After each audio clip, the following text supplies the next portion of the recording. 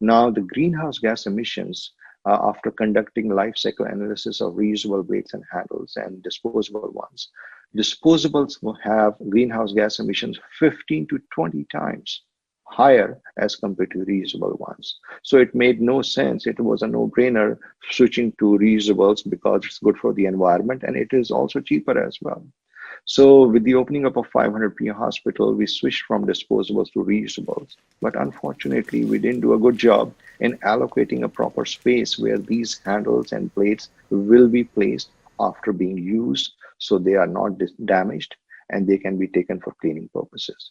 We lost quite a lot of our blades and handles. Some of them got damaged, some of them got thrown into the trash, and we lost quite of them. So we are going to rectify that problem, and it is my hope that we are going to readdress this issue and try to bring back reusable blades and handles in our practices.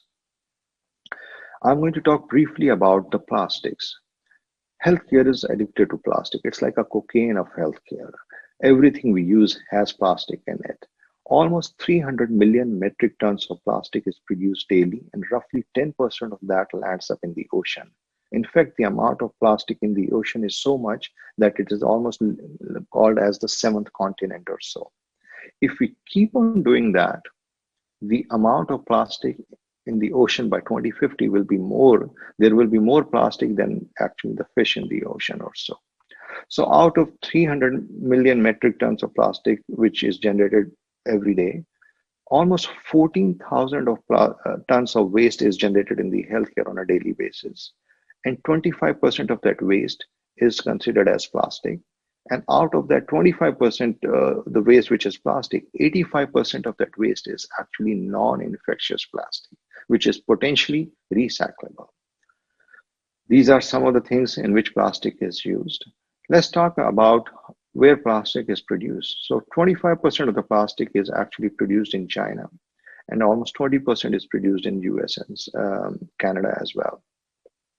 Now, in order to recycle plastic, plastic is actually divided or differentiated based on their resin identification codes, and which tells us which plastic is recyclable, which is not. So as you can see, PVC is the most common plastic which is used in healthcare. It is plastic number 3. Unfortunately, it is not recyclable. A byproduct of PVC incineration is dioxin, which has a carcinogenic potential, and also additives like phthalates and DEHP, which are added to the plastic to impart flexibility to the plastic structure. They also act as endocrine disruptors.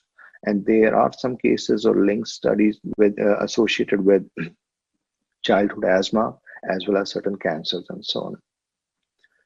So let's look at the US plastic breakdown. So as I said earlier, 300 million metric tons of plastic is produced daily. US total plastic generated is around 32 million tons. Less than 10% of that is recycled. And if you look around, 0% of PVC is recyclable. The majority of the plastic that can be recyclable are typically baby bottles and water coolers. So, and there are many reasons for that. There is just a lack of global capacities. We are consuming plastic at such a high pace that no country is able to handle the amount of waste that is being generated. China is the biggest importer of plastic waste, used to be at one time before 2017. They introduced a policy called National Sword Policy, and they stopped the import of plastic waste, which is more than 0.5% contaminated. As a result of that, majority of the recycling programs stopped overnight. So currently in US, most of the plastic is either going to the landfill or is getting burnt. This is how the global river of plastic waste changed in just 12 months. So you can see on 2017, majority of the waste from US, plastic waste from Japan and Germany is going to China. But in 2018, China stopped the import of plastic waste. All these countries tries to send their waste to Malaysia, Vietnam, and India. Even they were overwhelmed with the amount of waste and stopped accepting that at that point of time. So these are some of the recycling numbers. The best scenario happened probably in 2015 in US, when almost 9% of plastic was recycled and 75% was still going to the landfill. And as you can see these numbers in 2019, we are only recycling 1.5% or so.